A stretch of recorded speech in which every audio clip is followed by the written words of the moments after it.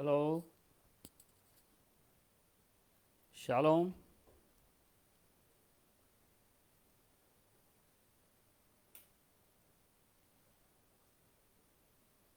मला सांगा कुणी आलं तर. माझा आवाज येतो का?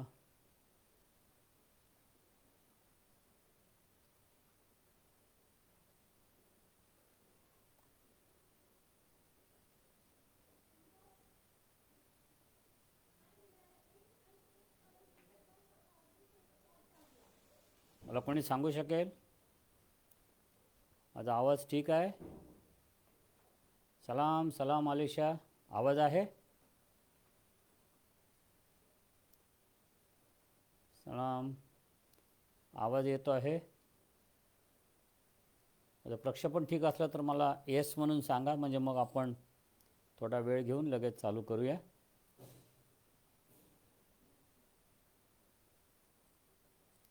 ग्रेट.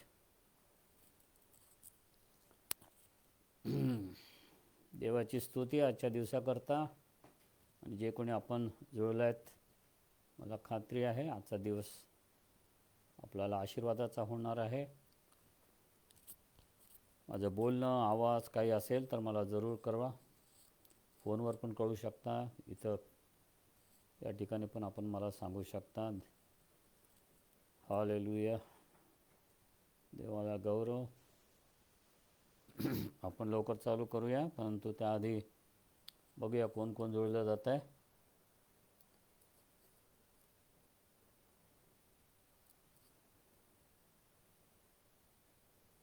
Yes, great. बघूया आणखीन कोण होतं आहे.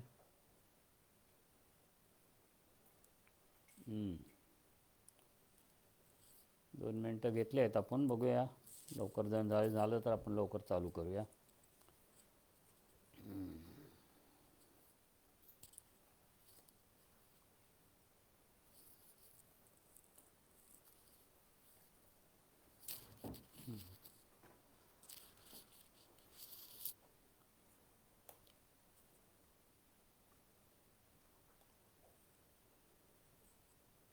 Praise God. आपण जोडत आहात, आनंद वाटतोय. आपण आज दुसऱ्या सत्राकडे लवकर जातो आहोत.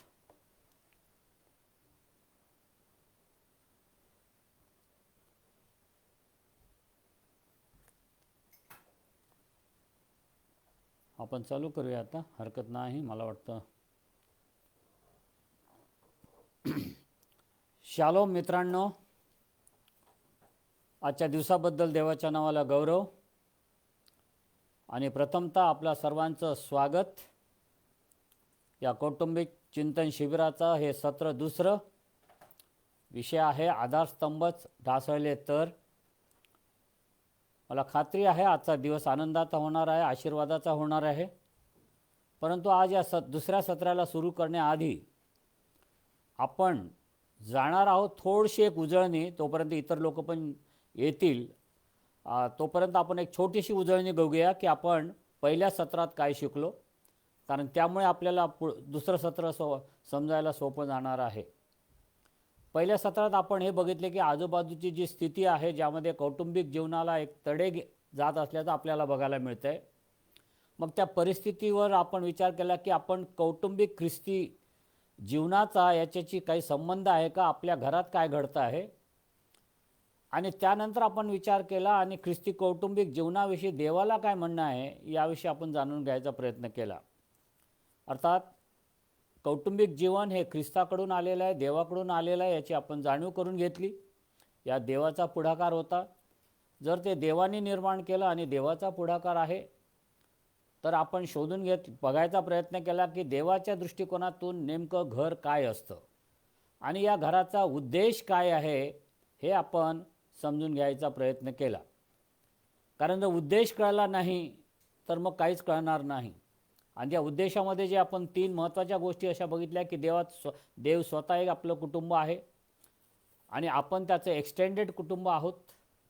त्यानंतर हे बघितलं की कुटुंबाची निर्मिती झाली त्याचं गौरव करण्याकरता, आणि सगळ्यात मोलाचं जे होतं की कुटुंबाची निर्मिती झाली सेवकाई करता.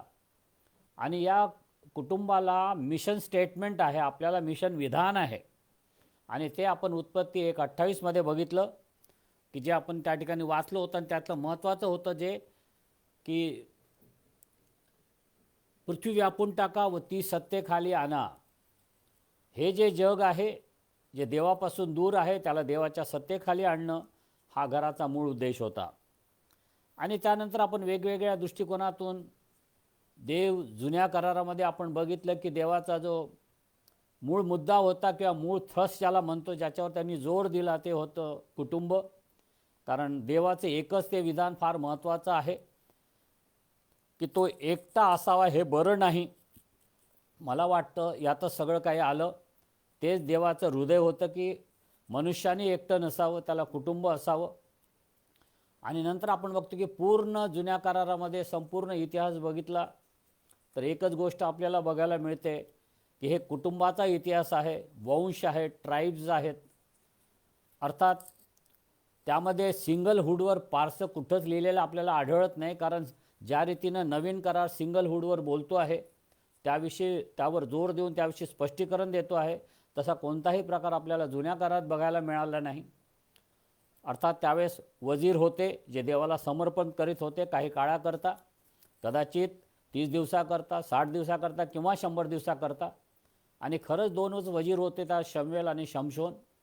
त्यापैकी शमशोनाची इतिहास आपल्याला माहीत आहे की वजीर राहू शकला नाही, पण शमूएल कदाचित राहू शकला असेल. आणि इतकंच केवळ नाही तर या लोकांना जी शपथ घ्यावी लागत असेल, जी लेवियाच्या पुस्तकात लिहिली. आणि वजीर होणं किंवा सिंगल राहणं देवाकरता काही काळाकरता, यामध्ये देवाने हे व्हॉलेंटरी होतं. या प्रकारचं कोणते बंधन त्याच्या लोकांवर नव्हतं. हे आपण ध्यानात घेणं फार महत्त्वाचं आहे. कारण देवाच्या दृष्टिकोनातून कुटुंब अगदी पूर्वीपासून मोलाचं होतं. परंतु कधीकधी काही गोष्टी ज्या आहेत त्या अपवाद आहेत. जसं त्यांनी होशेला सांगितलं की तू जाऊन वेश्येशी लग्न कर, इर्मयाला सांगितलं की तू बायको करू नको. हे अपवादात्मक आहे, हे अपवाद आहेत की ज्यामध्ये काही गोष्टी देवाने न करायला किंवा करायला सांगितल्या, त्यामागे देवाचा काही उद्देश होता. परंतु त्यामध्ये आपल्याला सगळं बघायला जे मिळतं की देव, लोक आपल्याला जे स्तोत्र करता म्हणतो की देव आपल्याला कुटुंब वत्सल करतो आणि हेच मोलाचं आहे. म्हणून त्या दृष्टिकोनातून आपण सुरुवात केली. आणि मग आपण नीतिसूत्राच्या पुस्तकात गेलो आणि त्या ठिकाणी आपण बघितलं की 3 गोष्टी देवाला आपल्या जीवनात करायच्या आहेत. आपल्याला घर बांधायचं आहे. 3 टप्पे आपण बघितलेले होते आणि ते टप्पे अत्यंत मोलाचे असे होते. नीतिसूत्र 24वा अध्याय 3रं आणि 4थं वचन. त्या ठिकाणी घराचे 3 टप्पे आहेत, जे आपले 3 सत्र आहेत. घर बांधायचं आहे, घर मजबूत आणि सुरक्षित ठेवायचं आहे आणि घर आशीर्वादित करायचं आहे. हे 3 टप्पे आहे. पहिला टप्पा जिथं आपण सुरुवात केली होती, घर बांधणं. आणि मी सांगितलं की घर बांधणं याचा अर्थ त्या ठिकाणी जो शब्द आहे रिस्टोरेशन, जो आदामाची ज्यावेळेस फासळी काढली आणि ज्यावेळेस त्यातून हवाबाई निर्माण झाली, त्या ठिकाणी हा शब्द वापरला आहे. ते रिस्टोरेशन होतं आणि घराच्या बाबतीत तेच होतं. आणि नंतर मी आपल्याला परत सांगायचा प्रयत्न केला की हे जे आपलं कुटुंब आहे त्याची सुरुवात आहे आपलं विवाह बंधन, लग्न. आणि मग या लग्नाविषयी आपण काही अत्यंत महत्त्वपूर्ण गोष्टी जाणून घेतल्या की हे लग्न जे ख्रिस्ती लग्न आणि इतर लग्न यात फरक आहे आणि एक स्वरूप का आहे मी सांगायचा प्रयत्न केला. आपलं ख्रिस्ती लग्न हे पब्लिक असतं, ख्रिस्ती लग्न हे सॅक्रेड असतं, पवित्र असतं आणि ख्रिस्ती लग्न हे लीगल असतं. नंतर आपण हे पण बघितलं की ख्रिस्ती लग्न हे हेट्रोसेक्शुअल असतं, स्त्री आणि पुरुषांमध्ये. हे मोनोगमस असतं, एक स्त्री आणि एक पुरुष. आणि ते परमनंट असतं, ते टिकाऊ असतं, ते कायमचं असतं. त्या ठिकाणी कोणत्याही प्रकारचं बदल होऊ शकत नाही. मग आज तिथून आपण पुढे जाणार आहोत. अद्याप आपण पहिल्या सत्राचा थोडा जो भाग आहे तो कंप्लीट करूया आणि मग पुढे जायचा प्रयत्न करू. या ठिकाणी असं म्हटलेलं आहे, जर तुम्ही ख्रिस्ती विवाह हा कव्हनंट असतो. हे एक महत्त्वाचं आहे. ज्या 6 गोष्टी मी आता सांगितल्या त्यात अत्यंत मोलाचं काय असेल तर ख्रिस्ती लग्न, याला कव्हनंट म्हटलेलं आहे. आणि हा शब्द जर तुम्हाला बघायचा तर मलाखीचं पुस्तक 2 अध्याय आणि 14वं वचन म्हणते, ती तर तुझी सहकारिणी व तुझी कराराची पत्नी असून तीचबरोबर विश्वासघाताने वागलास. मलाखीच्या पुस्तकामध्ये करार हा शब्द त्यांनी बराच वेळेला वापरलेला आहे. हे कव्हनंट या दृष्टिकोनातून वापरला आहे. मराठी करार आहे, परंतु जर तुम्ही इंग्लिश जे बघितलं त्या ठिकाणी ते कव्हनंट आहे. खरं जो शब्द काय पाहिजे होता, करार नको. मग कव्हनंट म्हणजे काय? कव्हनंट म्हणजे लग्न म्हणजे कॉन्ट्रॅक्ट नाही, हे ध्यानात घ्या.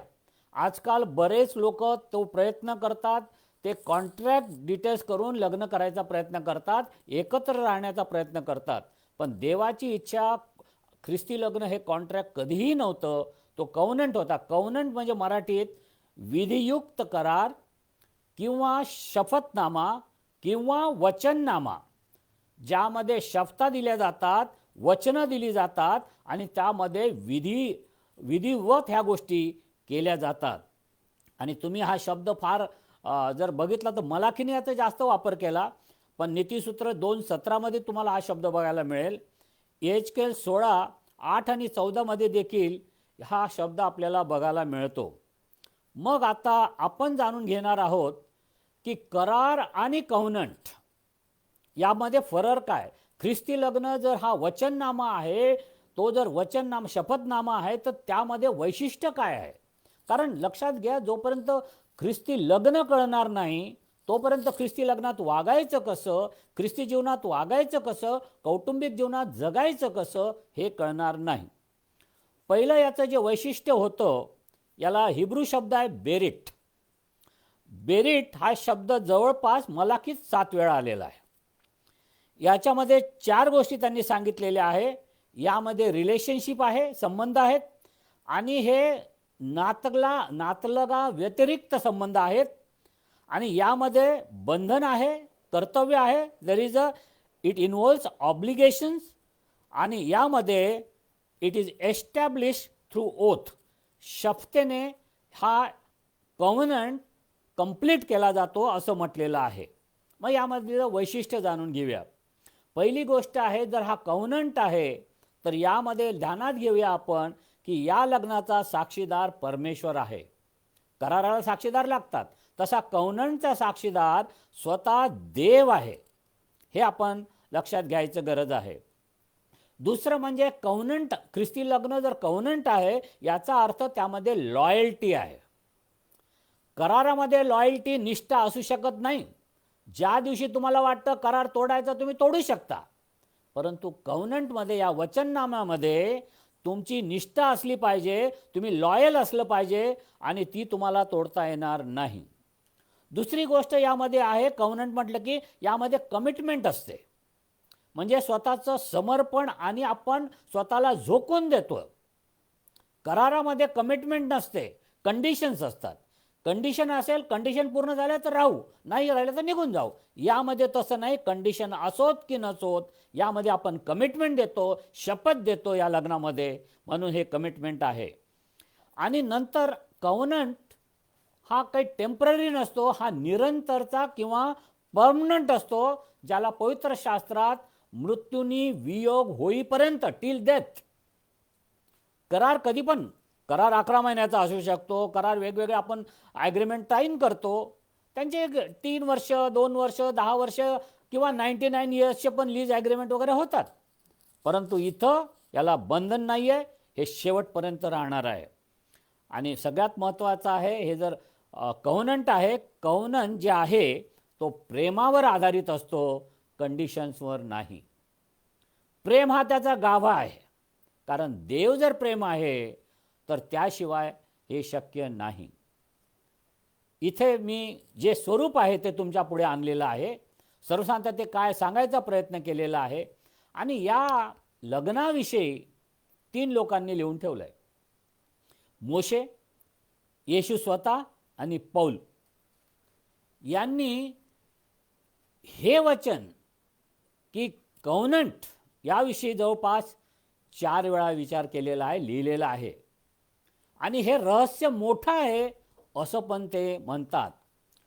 आणि एक असं वचन आहे की जे बऱ्याचदा उद्धृत केलेलं आहे. मी मगाशी सांगितलं, जवळपास 4 वेळा याचा उद्धृत झालेला आहे आणि ते वचन आहे उत्पत्ती 2 आणि 24. मी तुम्हाला या वचनाकडे घेऊन जातो कारण हे अत्यंत मोलाचं वचन आहे. याला मी मॅरेज मंत्र म्हणतो. सर्व अर्थबोध जर तुम्हाला समजायचा असेल, लग्न करायचं असेल, कारण मला माहीत नाही की आपली लग्नाची आपली काय कल्पना आहे, विवाहाविषयी आपली काय कल्पना मला माहीत नाही, पण पवित्र शास्त्रामध्ये विवाहाविषयी अत्यंत व्यवस्थित आणि जरी ते रहस्यमय वाटत असलं तरी अत्यंत प्रॅक्टिकल आहे. उत्पत्ती 2:24 काय म्हणते आहे का? यास्तव पुरुष आपल्या आईबापास सोडून आपल्या स्त्रीशी जडून राहील, ती दोघे एक देह होतील.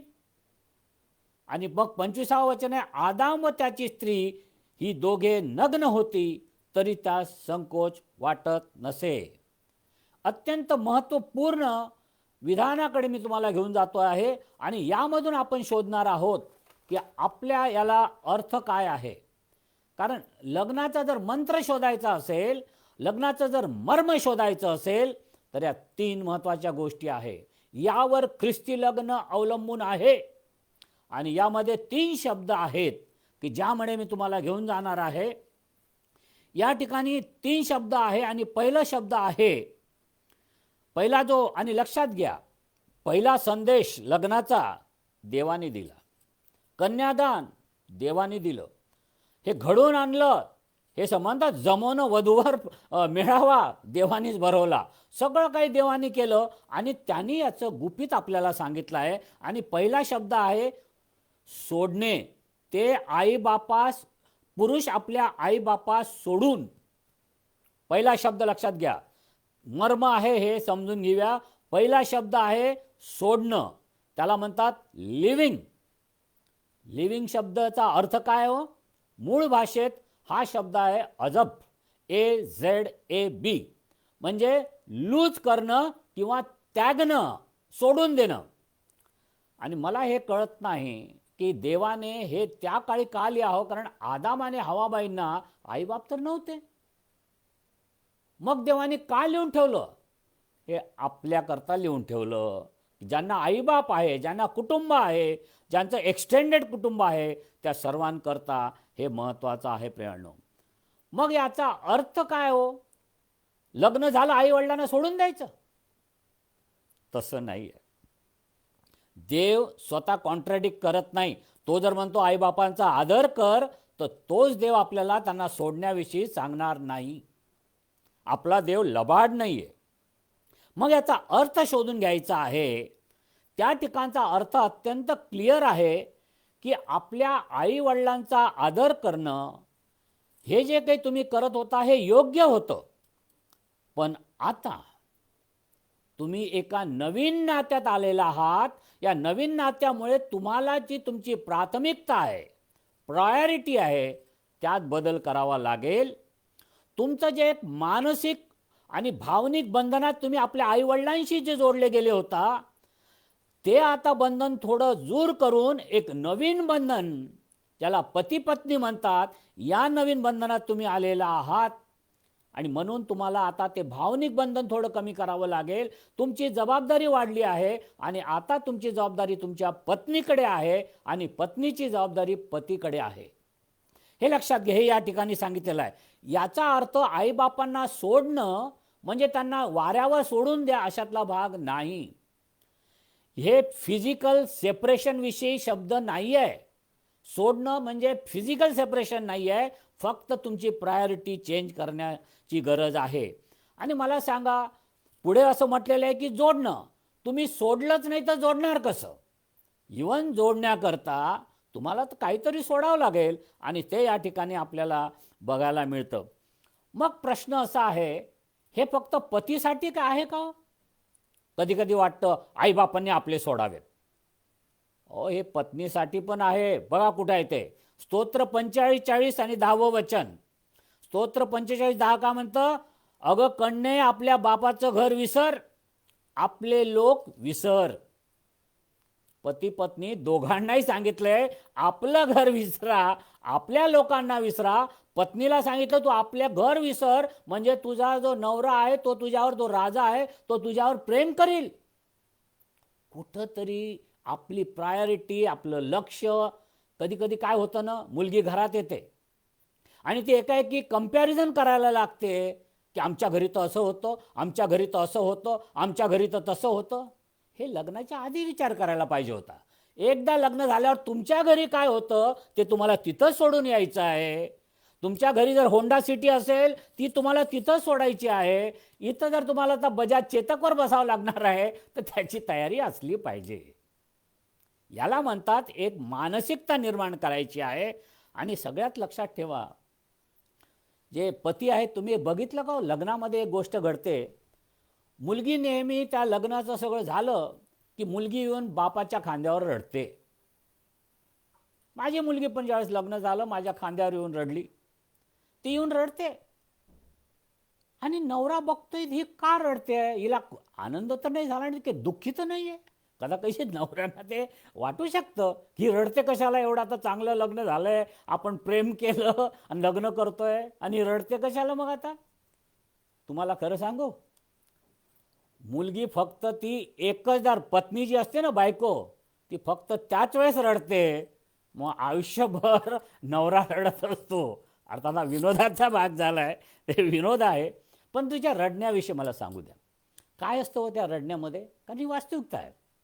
या रडण्यामध्ये ती बापाच्या जवळ जाऊन बापाला म्हणते की पप्पा, मी तुमच्याबरोबर होती, तुमच्या घरात मी सुरक्षित होती, तुम्ही माझी सगळी काळजी घेतली, आता मी अशा नवीन ठिकाणी जाते आहे, त्या ठिकाणी मी सुरक्षित राहील का. तिच्या मनात संभ्रम असतात. ते घर सुरक्षित असेल का, जे प्रेम तुम्ही मला आई वडील म्हणून दिलं ते प्रेम मला या नवीन घरात माझ्या सासू सासऱ्यांकडून मिळेल का, असा कुठंतरी एक संघर्ष तिच्या मनात चालू असतो. आणि कदाचित ते अश्रूच्या रूपाने बाहेर पडत असेल. आणि सोडायचं कशाला हो. महत्त्वाचं एक तुम्हाला सांगतो, आणखीन एक तुम्हाला महत्त्वाचं सांगतो. त्या ठिकाणी एक लक्षात घ्या, तुम्ही एका कुटुंबाचा भाग होता. तुम्ही लग्नाच्या आधी एका विशिष्ट कुटुंबाचा भाग होता. आता काय झालंय, तुम्ही स्वतः एक नवीन कुटुंब झाला आहात. You are a new family now. तुम्ही एका नवीन कुटुंब म्हणून जन्मास आलेला आहात आणि त्याची सुरुवात पती आणि पत्नीपासून झालेली आहे. तुम्ही आता नवीन कुटुंबात आला तर जुनं कुटुंब तुम्हाला विसरावं लागेल. नवीन कुटुंबाची जबाबदारी घ्यायला पाहिजे. नाहीतर काय होतं, कधी कधी ज्यावेळेस घरामध्ये मी बघतो की काय असतं, ज्यावेळेस लग्न झाल्यावर मुलगी घरी येते आणि मुलगा काय, पूर्वी आपला पगार आला की आईच्या हाती द्यायचा, काही पैसे लागले तर आईकडून घ्यायचा. पण आता लग्न झालं, मग आता लग्न झाल्यावर तो जर आपला पगार घेऊन आईकडे देणार असेल, मग आईकडून पैसे मागणार असेल, तर ती ज्या ठिकाणी एक नवीन कुटुंबात ही जी पत्नी आली आहे तिला खटकणार ते कुठंतरी. मी याच्या विरुद्ध नाही की पैसे आईकडे देऊ नका, आईशी बोलू नका, आईशी प्रेम करू नका, सगळं करा. प्रेम करणं वाईट नाही आहे, तुमचं त्यांचं जवळचं नातं आहे.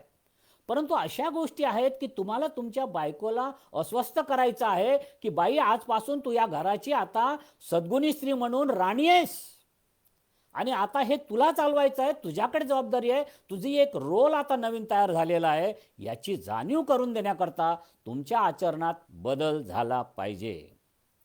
आणि परत तुमचे रोल बदलणार आहेत. काही दिवसांनी तुम्ही बाप होणार आहात, काही दिवसांनी तुम्ही आई होणार आहात, मग तुम्हाला मुलं होणार आहे, तुमच्या जबाबदाऱ्या वाढणार आहेत, तुमचा आईचा रोल येणार आहे, बापाचा रोल येणार आहे. म्हणून ध्यानात घ्या, सोडणं जरुरी आहे. फिजिकली नाही, त्यांची जरूर काळजी घ्यावी. आईवडिलांची काळजी घेणं फार मोलाचं आहे. ते बिब्लिकल आहे, त्या विरुद्ध कुणीही काही बोलणार नाही आहे. परंतु प्राथमिकता, एक मानसिकता, यामध्ये बदल होणं फार महत्त्वाचं आहे. मग दुसरं एक आहे, तो आपल्या स्त्रीशी जडून राहील. त्याला क्लिविंग शब्द वापरलेला आहे. त्याला म्हणतो होल्ड फास्ट.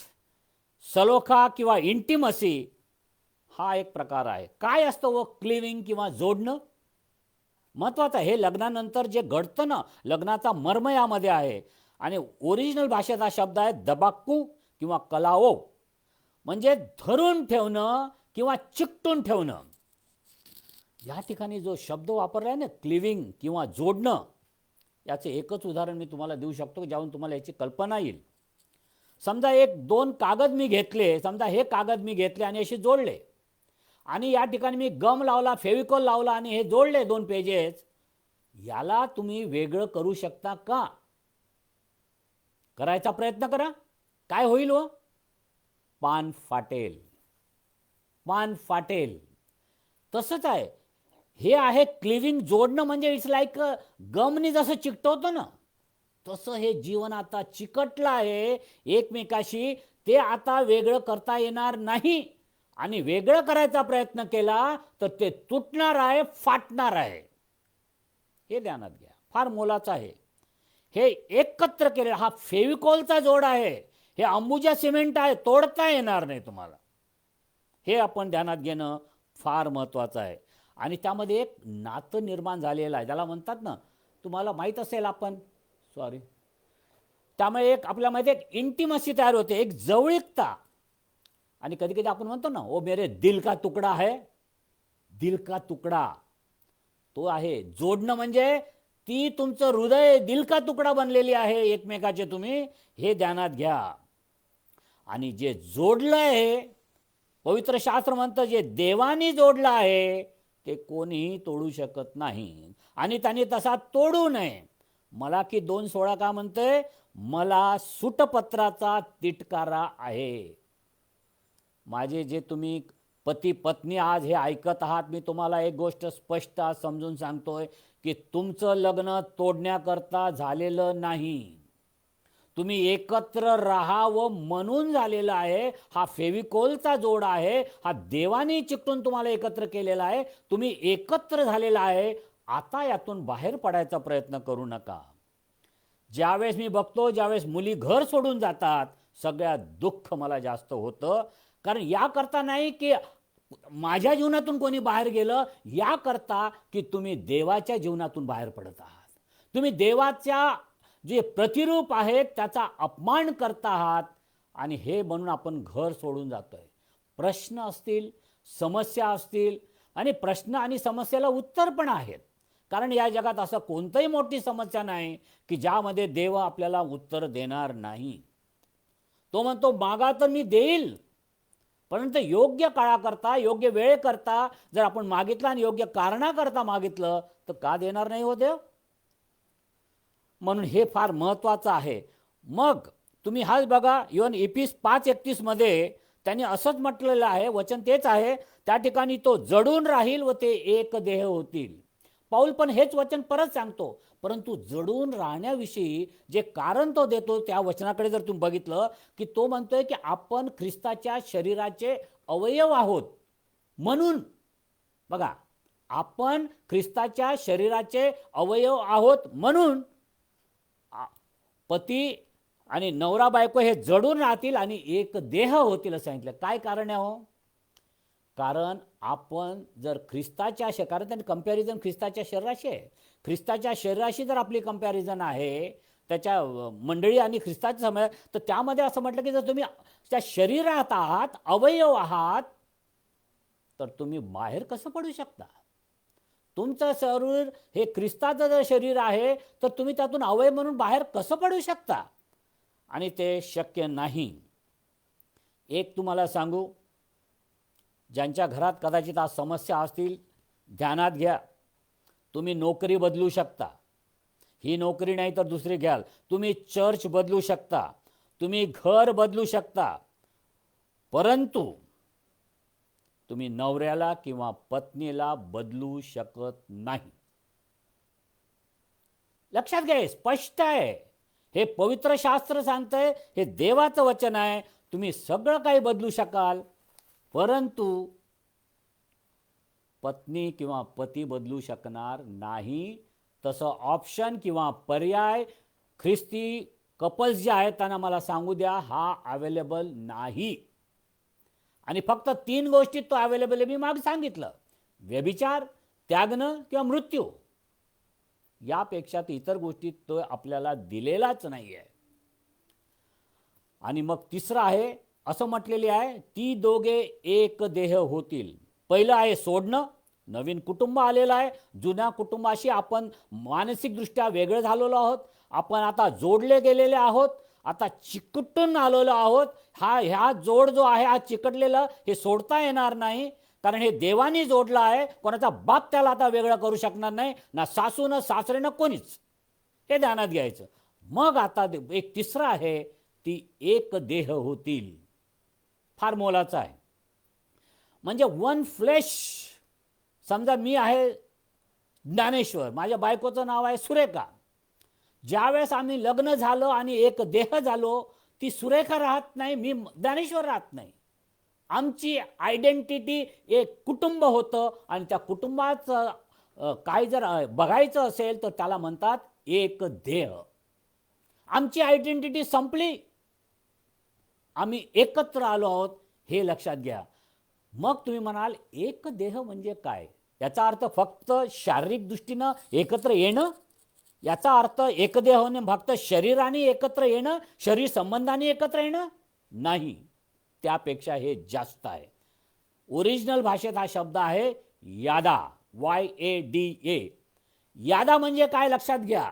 यादा म्हणजे एकमेकांची ओळख, पूर्णपणे ओळख करून घेणं, याला यादा म्हणतात.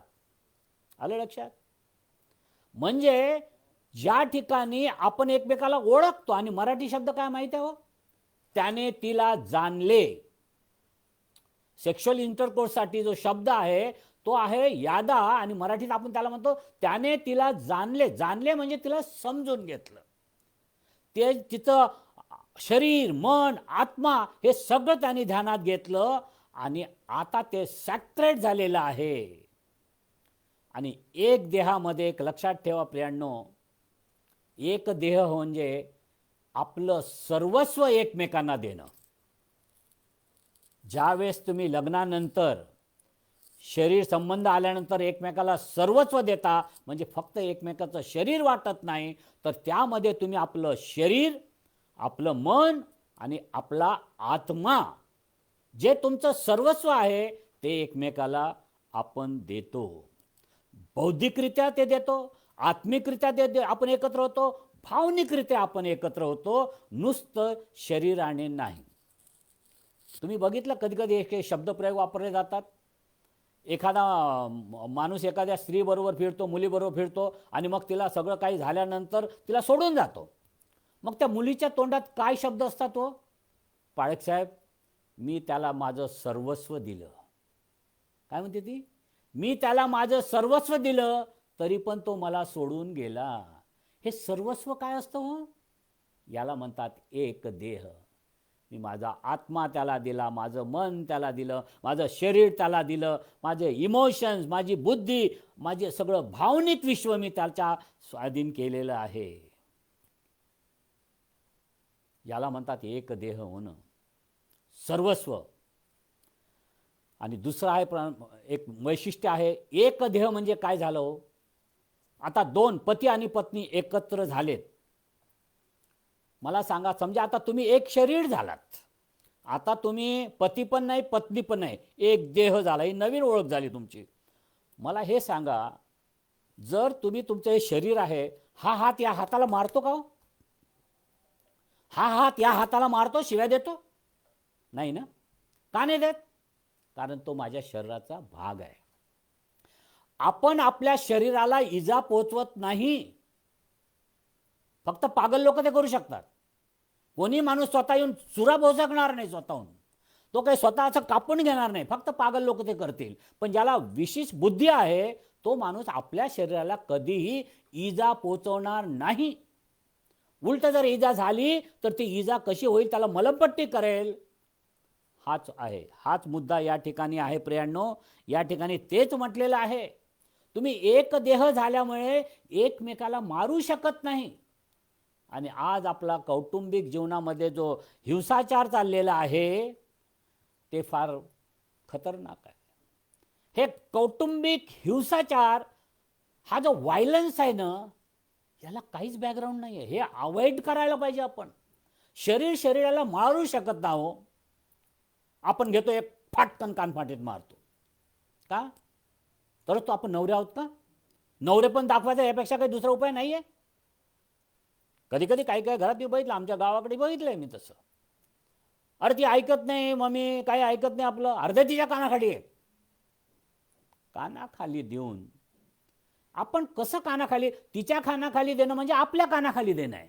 कारण आपण एक शरीर आहोत. आता एकमेकाला मारू शकत नाही, एकमेकाला शिवीगाळ करू शकत नाही, हे शक्यच नाही आहे. हे ध्यानात घ्या. आणि इपिस 5:29 काय म्हणतंय? कोणी कधी आपल्या देहाचा द्वेष केला नाही. कोणीही आपल्या देहाचा द्वेष केला नाही. पती पत्नी तुम्ही एक शरीर आहात आणि तुम्ही आपल्या देहाचा द्वेष कसा करू शकता हो? कधी कधी पती पत्नी असे शत्रू म्हणून आपल्याकडे बघतात.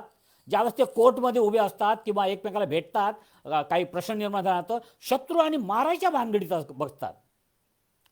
कसं तुम्ही द्वेष करू शकता? तुम्ही तुमच्या शरीराचा द्वेष करता. मग आज देवाने तुम्हाला एकदेह बनवलं तर ते कसं शक्य आहे?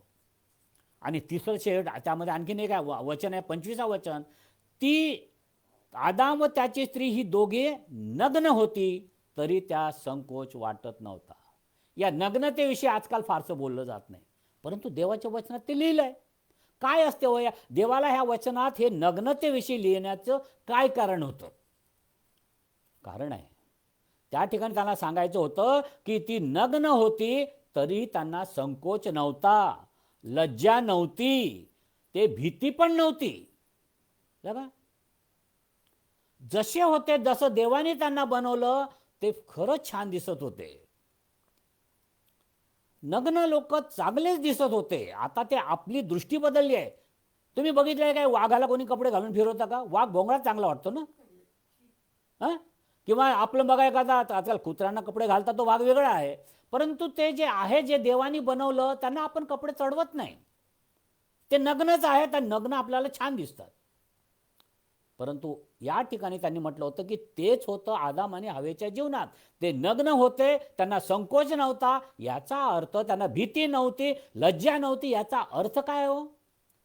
त्यांच्यामध्ये बॅरियर नव्हतं. बॅरियर जे मध्ये भिंत नव्हती. ते एकमेकासमोर तर नग्न होते, इवन देवासमोर नग्न होते, परंतु कोणत्या प्रकारची भीती नव्हती, संकोच नव्हती, कपड्याची गरज नव्हती. परंतु ज्या दिवशी पाप आलं, त्या दिवशी भीती आली, त्या दिवशी संकोच आला, त्या दिवशी लज्जा आली. देवाची ही इच्छा कधीच नव्हती. हे आलं नंतर, ज्यावेळेस पाप या जगात आलं. पाप आल्यानंतर त्यांनी ताबडतोब अंजिराच्या झाडाची पानं करून कटिवेष्टनं बांधलीत. आतापर्यंत त्यांना गरज नव्हती. आणि ती कटिवेष्टनं तरी काय आहे तो, किती काही दिवसांनी तर वाळूनच गेली असती. तर देवाना त्यांना असं कटिवेष्टन द्यावं लागलं की जे कधी निघालं नसतं. मग ह्या 3 महत्त्वाच्या गोष्टी बघितल्यानंतर आता आपण घराचं स्वरूप आपल्या समोर आलं आहे. 6 गोष्टी आधी बघितल्यात. ख्रिस्ती लग्न हा कव्हनंट आहे हे आपण बघितलं. तो आपल्याला तोडता येणार नाही. त्याच्यामध्ये प्रेम आहे, निष्ठा आहे, लॉयल्टी आहे आणि तो परमनंट आहे. नंतर आपण 3 महत्त्वाच्या गोष्टी बघितल्या. सोडावं लागेल, जोडावं लागेल आणि एक देह व्हावं लागेल. हे मंत्र आहे, याला मी मॅरेज मंत्र म्हणतो ख्रिस्तीयन. हे खरं गुपित आहे. हे जर तुम्हाला कळलं नसेल, तुमचा प्रवास अद्याप अडखळत चालला आहे. तुमचा जर प्रवास कुठेतरी अडखळत असेल ना आज, मला वाटतं ही वचनं परत आणि परत वाचा. गुडघ्यावर जाऊन देवाला विचारा की आम्ही एक देह फक्त शरीराने का झालो, मनाने का नाही, बुद्धीने का नाही. शरीराने एकत्र येणं म्हणजे एक देह नाही. एकमेकाला आपण समजून घेतलं पाहिजे. हे फार महत्त्वाचं आहे. मग आता आपण अद्याप घर बांधण्यावरच आहोत. जितकं शक्य होईल तितकंच आपण बोलूया.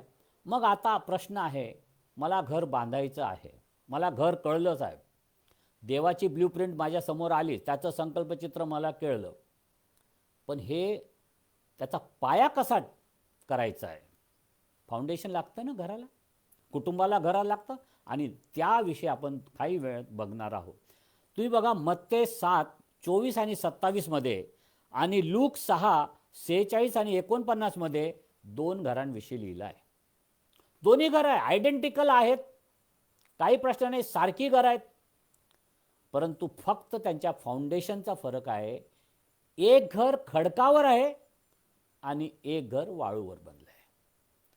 तर मला तुम्हाला काही प्रॅक्टिकल इनपुट्स याकरता द्यायचे आहे की तुम्ही शोधायचं आहे की तुमचं घर खडकावर आहे की वाळूवर आहे.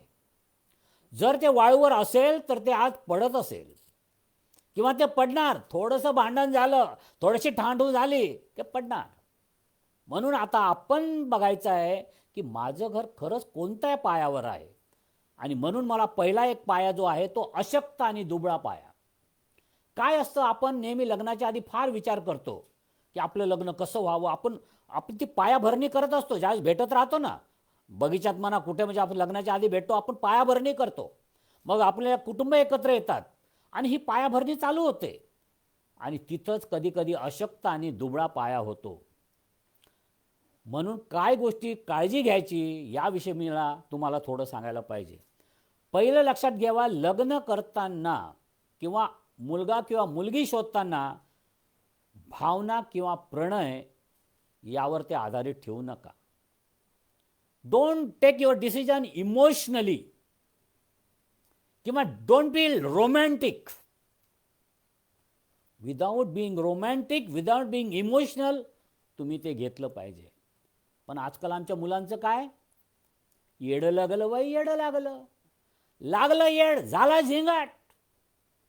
येड लावून लग्न करता येत नाही. वेडे होऊन लग्न करायचा प्रयत्न करू नका. तसा जर प्रयत्न केला तर काय म्हणाल, आम्ही लग्न केलं, दिल तो पागल है. आणि पागल जर दिलचं, जर आपल्या हे पागल दिल आहे त्याचं जर ऐकून तुम्ही लग्न करत असाल, लग्न टिकणार नाही.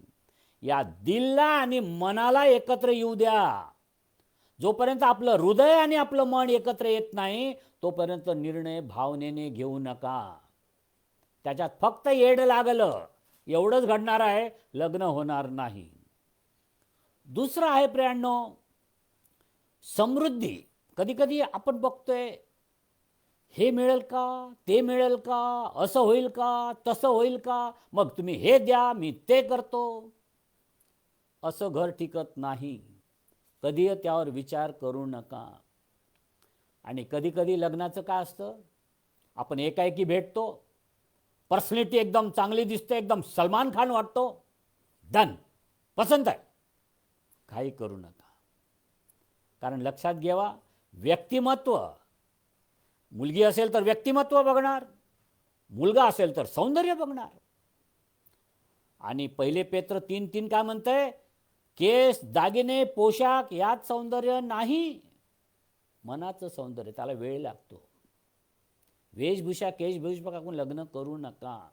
गोरीच पाहिजे, काळी असली तरी चालेल, पण हे सौंदर्य पाहिजे.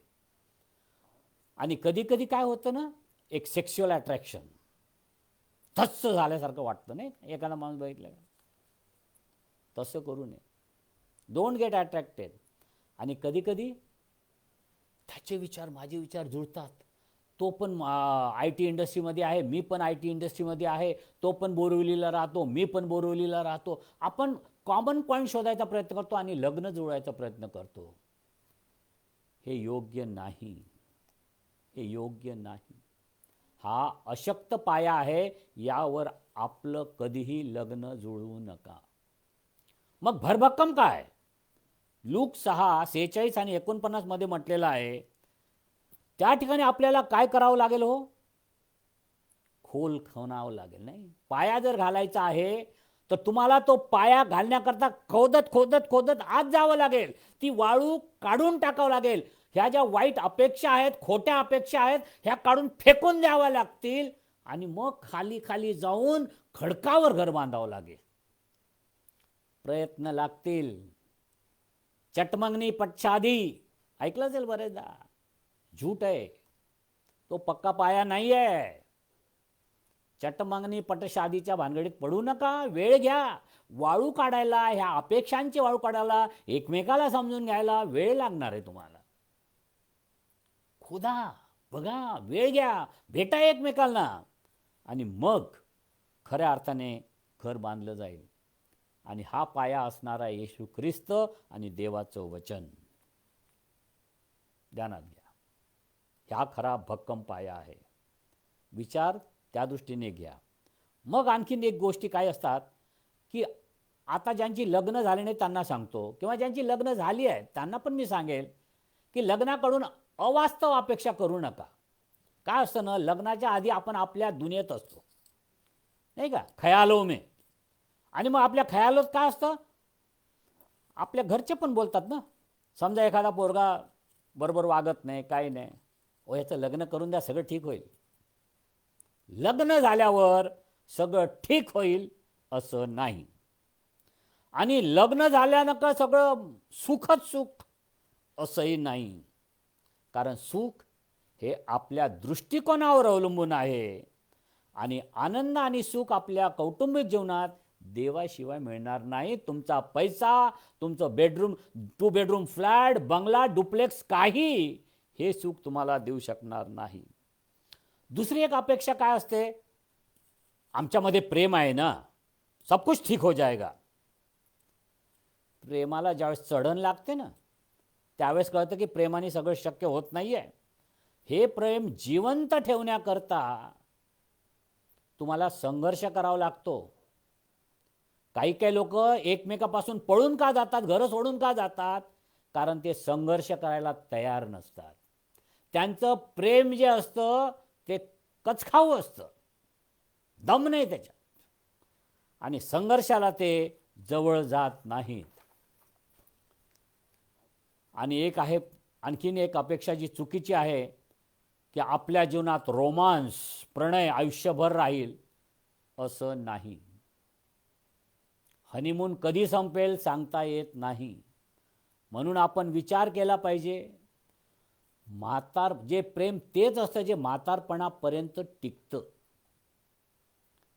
म्हणून रोमांसची जी कल्पना आहे की ती जवानीमध्येच होते असं नाही, शेवटपर्यंत ते प्रेम राहिलं पाहिजे. आणि कधीकधी मला माहीत आहे काही काही घरामध्ये संघर्ष तयार होतात. आणि सध्या लॉकडाऊनमध्ये हे संघर्षाला तुम्ही समोर जात आहात कुटुंब म्हणून. कदाचित तुमच्या नवऱ्याची नोकरी गेली, कदाचित तुमच्या बायकोची नोकरी गेली, आणि अशा वेळेस हे जहाज डुबतं की काय असं वाटतं आहे. आणि जहाज डुबताना फक्त उंदरं बाहेर पडतात. आज आपण त्या उंदरासारखं घरातून बाहेर पडतो आहोत का? ही पत्नी असू शकते, पती असू शकतो. संघर्षाला समोर गेलं पाहिजे. आज जर तुम्हाला तुमच्या नवऱ्याला तुमची गरज आहे तर त्याच्याबरोबर राहणं हे तुमचं कर्तव्य आहे. आणि आज जर तुमच्या पत्नीला तुमची गरज आहे तर आज तुम्ही तिच्या मागे राहिलं पाहिजे. हा संघर्षातूनच जीवन घडतंय प्रियांनो, हे आपण महत्त्वाचं आहे. आणि नंतर आता ज्याकडे आपण जाणार आहोत तो आहे, खऱ्या अर्थाने आता सत्र दुसरं चालू झालं आहे. मला वाटतं बरंच काही होतं एका वेळ, म्हणून मी म्हटलं कदाचित जर पुढे आपल्याला सत्र वाढवायचे झाले तर आपण वाढू, पण आपण हळूहळू ते शिकायचा प्रयत्न करू. आणि दुसरं, घर बांधणं झालं, अपेक्षा काढली, फाउंडेशन टाकलं, जडणं घडणं सगळं बघून घेतलं. आता दुसरं आहे घर मजबूत करायचं आहे ना. घर बांधल्यानंतर पहिली गोष्ट काय असतं, आपण ते सेक्युअर करतो. आणि याला म्हटलेलं आहे, या ठिकाणी सांगितलं आहे की तुम्ही घर मजबूत कसं करू शकता. त्याला इंग्लिश शब्द आहे टू एस्टॅब्लिश. तुम्हाला आता तुमचं घर एस्टॅब्लिश करायचं आहे. तुम्ही लग्न केलेलं आहे, आता तुमचं कुटुंब जीवन सुरू होत आहे, आता संघर्ष सुरू होतो आहे, आता शैतान तुमच्या बरोबर येणार आहे. आता या संघर्षाला कसं समोर जायचं, हे आहे सत्र दुसरं. आणि या ठिकाणी काय म्हटलेलं आहे, by understanding it is establish. समंजसपणाने ते मजबूत राहतं. सगळ्यात महत्त्वाचं आहे समंजसपण. जर या घरात पहिल्या 1 महिन्यात जर तुमच्या घरात समंजसपण दिसणार नसेल, ते घराची दिशा बदलणार आहे. त्यामध्ये ना आशा आहे ना दिशा मिळणार आहे. म्हणून आपण जाणून घ्या की घर मजबूत करायचं कसं. काय करतो आपण आपल्या घराला, आपण आपल्या घराला खिडक्या व्यवस्थित बांधून घेतो, दरवाजा पक्का करतो, सेफ्टी डोअर लावतो, सगळं काय करतो, सेक्युअर करतो, नाही की चोर येऊ नये म्हणून. तसंच आता हे कौटुंबिक जीवन तयार झालं आहे, याला तुम्हाला सेक्युअर करायचं आहे, त्याला तुम्हाला संरक्षित करायचं आहे. आणि आपल्यावर हल्ला करणारा एकच आहे, त्याचं नाव आहे शैतान. तो सिंहासारखा भडकतोय आणि तो तुमच्या घराकडे येणार. ज्यांची नवीन लग्न झाली, ज्यांची तुम्हाला जर वाटत असेल आमचं आत्ताच लग्न झालं तर तुम्हाला जास्त धोका आहे, आणि ज्यांना वाटतं आमचं 40 वर्ष झाले लग्न आहे तो तुम्हालाही सोडणार नाही. कारण 60व्या वर्षी घटस्फोटाच्या केसेस मी ऐकल्या आहेत. म्हणजे कधी हे सामंजस्य कमी होईल हे काही आपल्याला सांगता येणार नाही, म्हणून जपायचं आहे. आणि मी काल बोलताना सांगितलं की लग्न हा इव्हेंट नाही आहे, हा प्रवास आहे. आणि या प्रवासात खाचखळगे आहेत, चढउतार आहेत, याला कसं समोर जायचं आहे. आणि या जीवनाचे 2 आधारस्तंभ ज्याकडे मी तुम्हाला आज नेणार आहे, जोपर्यंत शक्य आहे तेवढं आज आपण बोलूया. त्यामध्ये महत्त्वाचं आहे 2 आधारस्तंभ असतात की नवरा बायकोंचे एकमेकाचे रोल्स आणि रिस्पॉन्सिबिलिटी, रिलेशनशिप. लक्षात ठेवा, कोणत्याही घराचं अस्तित्व हे रिलेशनशिपवर आहे, संबंधावर आहे. आणि तुम्हाला माहीत आहे आज जग रिलेशनशिपवर फार बोलते. बघा, मॅनेजमेंटचे स्टुडंट जर तुम्ही असाल, तुम्हाला माहीत आहे public relation, consumer relation, church relationship, human relationship आहे ना, वेगवेगळ्या शाखा आहेत. म्हणजे रिलेशनशिप ही मंदिरात गरज आहे, पब्लिकमध्ये गरज आहे, जे उपभोग करणारे कन्झ्युमर्स आहेत त्यांच्याकरता गरज आहे. Relationship is very vital to live a life. मग ते जर तितकं महत्त्वाचं आहे तर पती पत्नीच्या संबंधांमधले हे जे संबंध आहे अत्यंत मोलाचे आहेत. आणि लक्षात घ्या, पती पत्नीच्या रिलेशनचं एक वैशिष्ट्य आहे. पती पत्नी हे जे नवरा बायको एकत्र येतात हे दोघे परफेक्ट लोक नाही आहेत. कोणीतरी एखादी म्हटलं आहे की marriage is of a 2 people who come together, who are imperfect people, who are sinful people, आणि they take a vision of God and try to fulfill them that through their life. काय असं म्हणायचं याला, की लग्न ते असतं की ज्या ठिकाणी 2 लोक जीवनाचा देवाचा दृष्टांत घेऊन तो दृष्टांत त्यांच्या जीवनाच्या द्वारे कंप्लीट करायचा प्रयत्न करतात, तोपर्यंत पोहोचण्याचा प्रयत्न करतात, त्याला लग्न म्हणतात. दोन्ही इनपरफेक्ट आहेत, दोन्हीही पापी आहेत. लक्षात ठेवा, नवरा बायको आपण दोघंही इनपरफेक्ट आहोत, दोघंही पापी आहोत, पण आपण एकत्र यासाठी आलो आहोत की देवाचं गौरव व्हावं, देवाचा दृष्टांत आपल्या जीवनातून पुढे व्हावा. समजा तुम्हाला जर कोणी विचारलं तू लग्न का करतोस किंवा का करतेस बाई, तुम्ही म्हणू शकाल, काय सांगाल, काय उत्तर असणार तुमचं? मला जीवन जगायचं आहे, मला मुलं हवे आहेत. तुम्ही हे नाही म्हणू शकत की मला देवाची योजना पूर्ण करायची आहे जी लग्नातून देवाने आम्हाला दिली आहे. तुम्ही एक महत्त्वाचं आहे, ख्रिस्ती धर्म हा रिलेशनल फेथ आहे. ख्रिस्ती धर्म हा रिलेशनशिप फेथ आहे, रिलेशनशिप संबंधावर आधारित आहे. तुम्ही मागे उदाहरण दिलं असेल की 10 आज्ञामध्ये काय आहे हो, पहिल्या 4 आज्ञा काय आहेत, आपला देवाशी संबंध. बाकीच्या 6 आज्ञा काय, आपला एकमेकाशी संबंध. इवन ज्या आज्ञा देवाने आपल्याला दिली त्यामध्ये 2च प्रकारचे संबंध आपल्याला विदित केले देवाने. एक तर देवाबरोबरचा संबंध आणि आपला एकमेकाबरोबरचा संबंध फार मूल्यवान आहे, कारण हे दोन्ही संबंध एकमेकावर अवलंबून आहे. ख्रिस्ती घरांनो ध्यानात घ्या, तुमच्या घरात जर तुमचे एकमेकाशी संबंध, जर तुमचे देवाशी संबंध चांगले असतील तर तुमचे एकमेकाशी देखील संबंध चांगले असतील. जर तुमचे देवाशी संबंध चांगले नाहीत तर मग प्रश्न आहे. कारण देवाशी जर संबंध चांगले नाही तर एकमेकाशी संबंध चांगले राहू शकत नाही. घरं का फुटतात हो? आजकाल मुली घरं सोडून का जातात हो? कुठंतरी आमची संबंधांमध्ये दरार तड निर्माण झाला आहे. या संबंधाला आपण टिकवू शकलो नाही, म्हणून आपण त्यावर विचार करायची गरज आहे. येशू ख्रिस्ताने नेहमी 2-2 लोक एकत्र पाठवलेत. शिष्य कशाला? सहभागी पण असलं पाहिजे. प्रभू भोजन एकत्र येऊन करतो, एका माणसात नाही होत, कमीत कमी 2 लोक असतात. आणि सगळ्यात महत्त्वाचं आहे प्रियांनो, संबंध किती मोलाचे आहे हे आपल्याला ख्रिस्तानी शिकवलं. ख्रिस्ताने आपल्याला सांगितलं. ख्रिस्तानी सिद्धांत नाही शिकवलेत, आपल्या देवाने सिद्धांत नाही शिकवले, हे करा हे करा. आजकाल जेव्हा पुस्तकं मी वाचतो ना लग्नावर. तीन तीन किल्ल्या, घर कसं चांगलं ठेवायचं, 4 पॉईंट कसं घर चांगलं ठेवायचं. हे पॉईंटने नाही चालत, सिद्धांतांनी घर चालत नाही. 5 पॉईंट, 2 पॉईंट, 5 किल्ल्या, 4 किल्ल्या नाही. घर कसं चालतं, तो ज्याने कित्ता दिला, आणि तो कित्ता का, त्याला पॅटर्न म्हणतात. त्या पॅटर्नचं नाव आहे की मी केलं.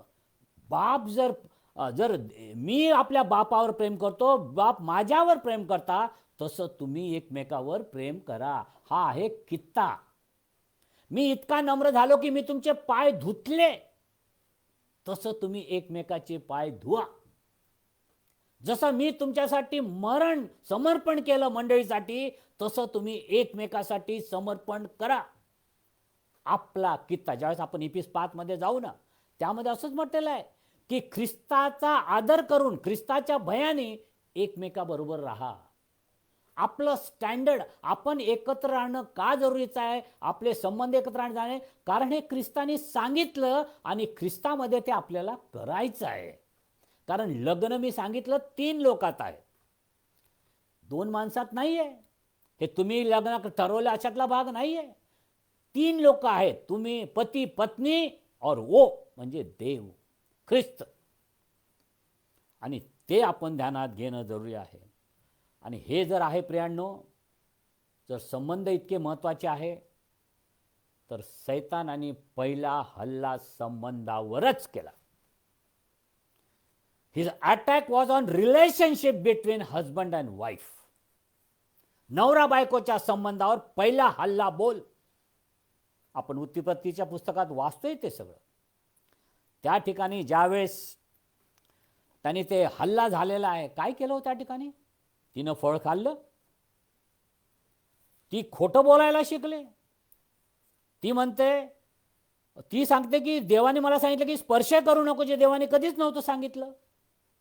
म्हणजे आपल्या मानसिकता तयार झाली आणि मग तिनं ते फळ खाल्लं. आणि जर तिला तो शैतान सांगत होता, तर तिची जबाबदारी नव्हती की तिनं देवाला विचारावं किंवा कमीत कमी आपल्या नवऱ्याला विचारावं. तिनं आदामाला विचारलं नाही, तिनं देवाला कन्सल्ट केलं नाही. देव दररोज त्यांच्याबरोबर येत होता. ना आदामाला विचारलं, नवऱ्याला विचारलं, ना देवाला विचारलं.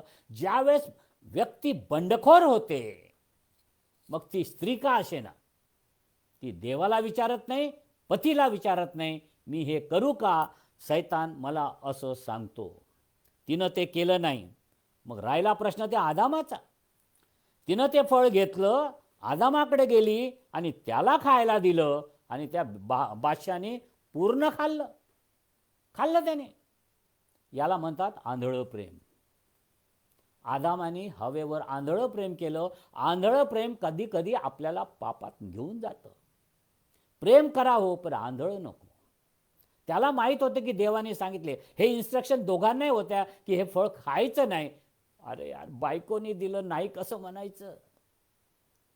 पतीनं सांभाळा. तो कोणी देव असो, पती देव की पत्नी देव, पण देवाला तो विचारा. काही जीवनाचे डिसिजन्स असे असतात ना, तुमच्या घरात तुम्हाला असं माहीत आहे, काही डिसिजन असे होतात, कोणाला विचारू? कधी कधी काय पती आपलं डिसिजन घेऊन टाकतो, पत्नी आपलं डिसिजन घेतो आणि दोघे देवालाही विचारत नाही.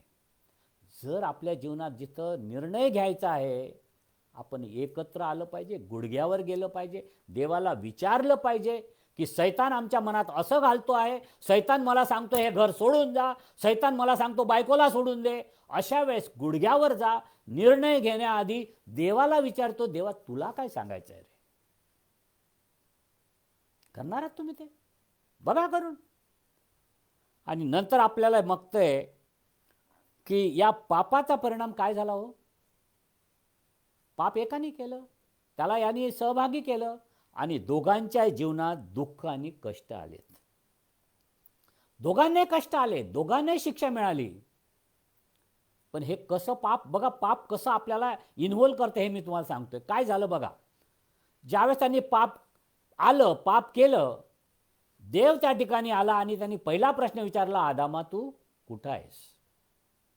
दोघांनी काय केलं? नग्न आहे हे त्यांना कळलं, म्हणून झाडाच्या मागं लपले. मरण आलं त्या दिवशी. लक्षात ठेवा, त्या दिवशी 5 मरणाला हे जोडपं पहिल्यांदा समोर गेलं. त्यापैकी आज जे महत्त्वाचं मरणाकडे मी तुम्हाला नेणार आहे.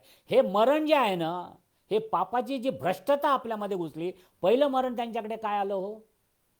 ते शरीराने लगेच नाही मेलेत.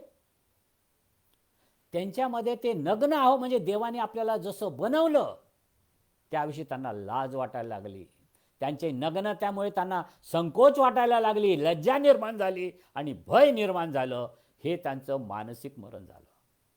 जगातलं पहिलं कुटुंब जे मेलं खऱ्या अर्थाने, ते मेलं संकोचामुळे आणि नेकेडनेसमुळे, की देवाने आम्हाला असं जे काय बनवलं हे काय आम्हाला पटलं नाही.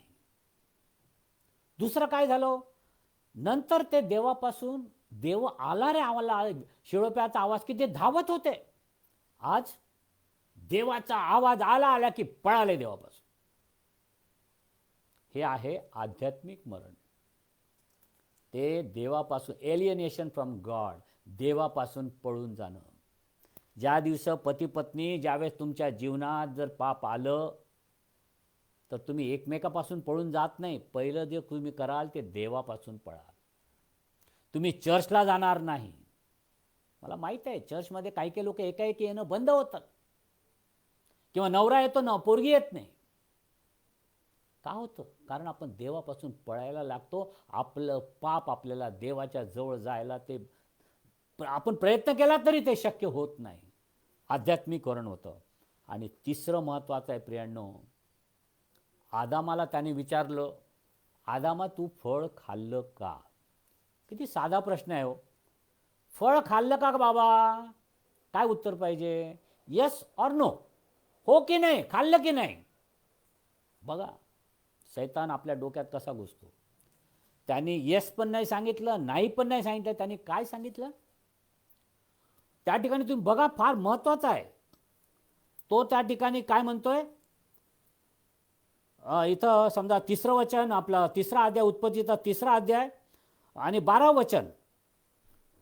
आदाम म्हणाला, जी स्त्री तुम्हाला सोबतीच दिली तिने त्या झाडाचे फळ दिले आणि मी ते खाल्ले. बघा बघा घर कसं तुटतंय. काय म्हणते तो? खाल्लं की, अरे सांग ना बाबा, खाल्लं, चुकलं. नाही नाही, तसं काहीच सांगत नाही, तसं काही बोलत नाही. तो म्हणतोय जी स्त्री. अरे बापरे, नाव पण घेणं बंद केलं. तिला नाव नव्हतं का? त्यानेच तर नाव दिलं होतं तिला, हवा. स्वतःच जे आपण आपल्या बायकोला नाव दिलं ते पण तो विसरला. बघा द्वेष कसा निर्माण झाला बायकोशी. आणि तिचं नाव पण नाही घेतो. काय म्हणतोय? ती स्त्री. अरे बाप, ज्यावेळेस पाप येतं ना आपल्या जीवनात, आपल्या जीवनामध्ये, नात्यामध्ये, आणि ते कुठून सुरुवात होती? शब्दांपासून. हा दुरावा शब्दांपासून. कदाचित सोमवारच्या सत्रात मी बघणार आहे आपण या शब्दातून कसं एकमेकांपासून दूर जातोय. ती स्त्री म्हणजे त्याला काय सांगायचं होतं? काल परवापर्यंत हा आदाम भाऊ, ज्यावेळेस देवाने ती हवा त्याच्यासमोर उभी केली, काय म्हणत होता? माझ्या हाडातलं हाड आणि माझ्या मासातलं मास. कवी झाला हो, पोएम बनवली पूर्ण. कवी माणूस झाला एका क्षणात. मला माहीत आहे कधी कधी होतं तसं. पोरगी बघितली की कविता सुचतात. आदामालाही सुचली आणि ती त्याची साक्षात बायको म्हणून आली होती. त्यांनी कविता बनवली, माझ्या हाडातलं हाड, माझ्या मासातलं मास. आणि आज ती स्त्री, हेट्रेड, इगो, घर इथून सुटतं आपले शब्दात. आणि इथं काय झालंय? ब्लेम गेम सुरू झालाय. दोष द्यायला.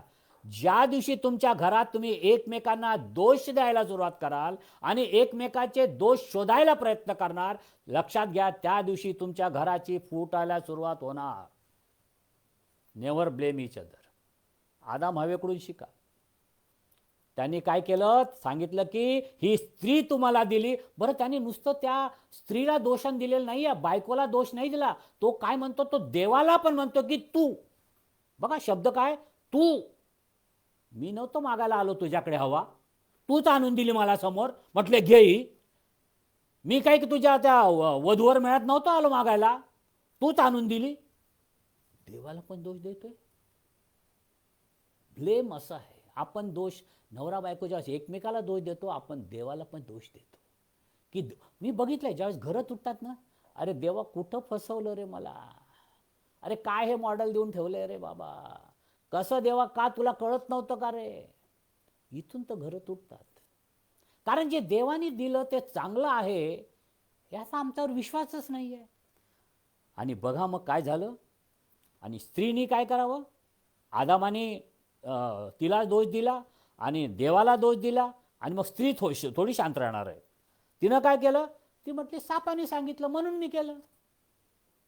म्हणजे तू तू उसने बोला उसने बोला उसने बोला, याच्यामुळे झालं त्याच्यामुळे झालं, आणि मैं तो अच्छा हूं, मी निर्दोष आहे. सगळे आजूबाजूचे बदमाश आहेत. सासू वाईट आहे, सासरा वाईट आहे, मग त्याच्या घरचे वाईट आहेत, त्याचे नातलं वाईट आहे, त्याचे भाऊ वाईट आहेत, मी चांगली आहे, मी चांगला आहे. दोघे असू शकतात. याची सुरुवात एदेन बागेत झाली, आणि हा सैतानाचा एक स्ट्रॅटेजिक प्लॅन होता, ज्याला आज अनेक घरं बळी जात आहेत. घरं फुटत आहेत, आम्ही एकमेकाला दोष, आणि ते होतं संबंधाचं मरण. It's a relational death. त्या दिवशी हे मरण आलं, आपण रिलेशनल दृष्टिकोनातून मरण पावलं. आणि नंतर एक महत्त्वाचं वचन आहे प्रियांनो, त्या वचनाविषयी फार बोललं जातं. एक वचन आहे 3:16. तो स्त्रीला म्हणाला, मी तुझे दुःख, तुझी गर्भधारणा बहुगुणित करीन, व तू क्लेशाने लेकरं प्रसवशील, तरी तुझा ओढा नवऱ्याकडे राहील आणि तो तुझ्यावर स्वामित्व चालील. This is the beginning of decision making. Who is the boss. कोण बॉस आहे याची सुरुवात त्या ठिकाणी झाली. तो खरं म्हणजे मराठी ट्रान्सलेशन चुकीचं आहे. ओढा शब्द जो आहे तो योग्य शब्द नाही आहे. तरी तुझा ओढा नवऱ्याकडे राहील. कधी कधी लोक त्याचं बरेच लोक त्याचं मिस इंटरप्रिटेशन करतात की मी किती काही दादागिरी केली, मी बॉस राहणार आहे, तू तर माझ्या मागे धावणार आहेस. नाही नाही, तसं नाही आहे ते. कारण त्याकरता तुम्हाला तो मूळ शब्द बघा. हा शब्द फक्त 3 वेळा बायबलमध्ये आलेला आहे. एक कायना आणि कायनाच्या संदर्भात आहे. या शब्दाचा अर्थ जर तुम्ही हेब्रू लेक्सिकॉन घेतलं, त्यामध्ये असलेलं म्हटलेलं आहे, हा ओढा या शब्दाचा अर्थ आहे डिझायर टू कंट्रोल. कुणाला तरी नियंत्रित करणं किंवा त्यांच्यावर नियंत्रण आणणं, हा प्रश्न आहे. म्हणजे बाईचा ओढा किंवा डिझायर काय असणार आहे की नवऱ्याला कंट्रोलमध्ये ठेवणं. आणि नवऱ्याचं काय, मी तुझ्यावर स्वामित्व करणार. 2 छोटे देव माणसातले, पॉवर क्लॅश पहिला तिथं सुरू झाला. दिस द फाईट बिटवीन 2 जायंट्स. त्याला पती आणि पत्नी म्हणतो. हे 2 लोक या ठिकाणी आले, आणि हे वचन क्लिअर सांगतं की ती सदैव प्रयत्न करेल आपल्या नवऱ्याला कंट्रोल करायचा, आणि नवरा तिच्यावर स्वामित्व करायचा प्रयत्न करेल. आणि ते आज पर चाललेलं आहे. कळलं. नात्यात आपण कुठं, नात्यावर हल्ला ज्यावेळेस झाला सैतानाचा, त्यावेळेस मी तुम्हाला याकरता सांगितलं की कदाचित आज तुमच्या घरात सैतान याच मार्गाने येत असेल. एकमेकाला जर दोष देण्याआधी एकमेकाबरोबर बसा, एकमेकाला कन्सल्ट करा. जे आदाम आणि हवेने केलं नाही ते जर तुम्ही करायचं असेल, एकत्र या, बसा, एकमेकाला कन्सल्ट करा. प्रश्न असतील, समस्या असतील, वैयक्तिक असतील, काही तर असू शकतात, बसून त्यावर निर्णय घ्या. प्रत्येक वेळेला लोकांकडे धावण्याची गरज नाही आहे. नाहीतर आम्ही काही प्रश्न झाले की बोलवा पंचमंडळ. बोलवा ना, पंचमंडळ बोलवण्याची गरज असेल तर बोलवा. परंतु जो प्रश्न तुम्ही नवरा आणि बायको देवाच्या विचारांनी जर सोडू शकत असाल, आणि हे देवाचं वचन तुमच्याजवळ आहे, तर कशाला जगाची गरज आहे. आणि देवाला कन्सल्ट करणं म्हणजे देवाच्या वचनाला कन्सल्ट करणं. देवाचं वचन वाचा, देवाचं वचन काय सांगते ते बघा. या जगातले प्रश्न तुम्हाला क्षुल्लक वाटतील. आणि मग मी लवकर संपवतोय, मला वाटतं 5-1 मिनिट घेईल, आणि मग आपण पुढच्या सत्रात बाकीचं घडणार आहे. आणि हे जे काही रिलेशनशिप जे काही झालं आहे, हे वाढत चाललं आहे. आज जगाची स्थिती काय राहिली हो. आज कुटुंबामध्ये जी विशेषतः जे शहरीकरण झालं आहे, कुटुंबावर फार मोठा, मग ते मुंबई असो, पुणे असो, कोल्हापूर असो, कोणतंही शहर असो, हे शहरीकरण झाल्यामुळे काय प्रश्न झाला आहे, दोघंही नवरा बायको आता कामाला धावायला लागले आहेत. पूर्वी नवरा कमवत होता, बायको खात होती, मुलं खात होती. आता दोघांनाही धावावं लागतं, ही काळाची गरज आहे. लोक धावत आहेत, परंतु बघितलं यामध्ये कुटुंबाचं एक स्वरूप बदलत जात आहे. त्याकडे मी तुम्हाला नेणार आहे. थोडक्यात मी फक्त सांगेल, फक्त प्रस्तावना देतो उद्याकरता. काय झालं होय, आम्ही पैसा कमवतो, कशासाठी कमवतो आम्ही पैसा? पोटासाठी कमवत असाल, चांगली गोष्ट आहे. पोटासाठी कष्ट करणं वाईट नाही आहे. पवित्र शास्त्र सांगते आपण कष्ट करावे, आळशी हसू नये म्हणून. ते जर करत, पण आपण काय करतोय, आपले शहर जे कुटुंब आहेत ना, आज आपण कशासाठी धावतो माहिती आहे? आपण पोटासाठी धावत नाही आहे. आपल्या डोक्यात काय माहिती आहे? माझ्या घरी 20 इंच टी व्ही आहे, बाजूच्या घरी 40 इंचाचा टी व्ही आहे, मला 40 इंच टी व्ही पाहिजे. माझ्याकडे मारुती आहे, त्यांच्याकडे होंडा सिटी आहे, मला होंडा सिटी पाहिजे. त्याचे मुलं दिल्लीला शिकतायत, माझा मुलगा मॉस्कोला शिकायला गेला पाहिजे. काय चाललंय, कशासाठी धावतोय आपण? आपण आपलं राहणीमान वाढवण्याचा प्रयत्न करतो, पण हे वाढवण्यामध्ये आपण काय करतोय, बऱ्याच गोष्टीच्या चुका करतो आहोत. राहणीमान वाढवणं वाईट नाही आहे, जर पैसा आहे तर वाढवा, परंतु त्यासाठी पैशाच्या मागं धावू नका हो.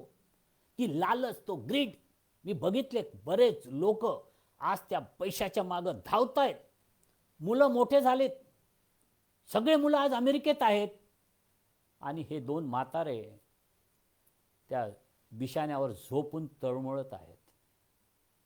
आज त्यांना वाटतं की मी माणसं सगळं करण्याकरता लोकांशी कंपेअर केलं माझं घर, आणि मी आज या ठिकाणी पोहोचलो आहे. कशासाठी धावता हा विचार करा. तुम्ही तुमच्या घरासाठी धावा, घराच्या प्रगतीकरता धावा, चांगली गोष्ट आहे. परंतु कधी कधी आपण आपल्या घरात काही काही वस्तू उगीच आणतो. तुम्हाला माहिती आहे, कोणतरी असा सर्वे केला, ते म्हणतात बरेच ठिकाणी आपण अशा गोष्टी ॲमेझॉनमधून किंवा फ्लिपकार्टवरून मागतो की त्याची आपल्याला गरजही नसते. परंतु आपल्याला जी सवय झाली, काहीतरी मुलाने का कुछ ते मागवायचं ज्याची आम्हाला गरज नाही, येतं 2 दिवस वापरतो, तिसऱ्या दिवशी फेकून देतो. आणि कुटुंब याकरता पैसा जमा करत आहे, धावत आहे. आणि मग यामध्ये काय घडतं आहे, दोघे धावत असल्यामुळे त्यांच्या प्रायोरिटीमध्ये फरक होतो. नवऱ्याचं बायकोकडे लक्ष नाही, बायकोचं नवऱ्याकडे लक्ष नाही आहे. नवरा 3-3 शिफ्ट करतो, कधी कधी 3-3 दिवस घरी येत नाही, कारण माझ्या घराला पैशाची एवढी गरज नव्हती असते, पण कशासाठी, माझं घर मोठं झालं पाहिजे म्हणून तो धावतोय. कधी बायकोला भेटणं होत नाही, आला घरी तर इतका थकलेला असतो की तिच्याशी बोलत नाही. कधी कधी बायांचं पण हेच आहे, 14-14 घंटे ते कामं करतात, घरी येतात, नवऱ्यांशी बोलणं होत नाही, आणि खरं सांगू इव्हन मुलांशी ते बोलत नाहीत. कुठंतरी ही अर्बन शहरीकरण झाल्यामुळे कुठंतरी एक आपल्या नात्यांमध्ये दुरावा निर्माण झाला, आणि ते आहे स्ट्रॅटेजी जी सैतानाने दिली.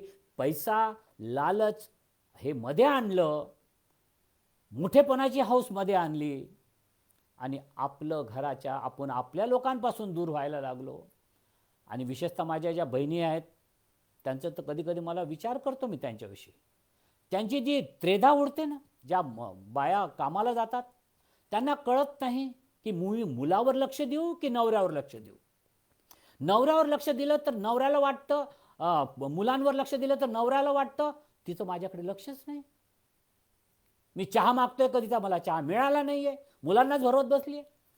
आणि कुठेतरी ती स्त्री प्रायोरिटी नवरा की मुलं, नवरा की मुलं यामध्ये भांडत राहते आणि फिरत राहते. आणि मग हे हळूहळू संबंध ताणले जातात, आणि आपल्याला एकमेकासाठी वेळ पण राहत नाही. कधी कधी आम्ही जेवायला एकत्र बसत नाही, आम्ही इव्हन मंदिराला एकत्र जात नाही, चर्चला. पालकांनी विचारलं, का हो आज नाही आलेत मॅडम?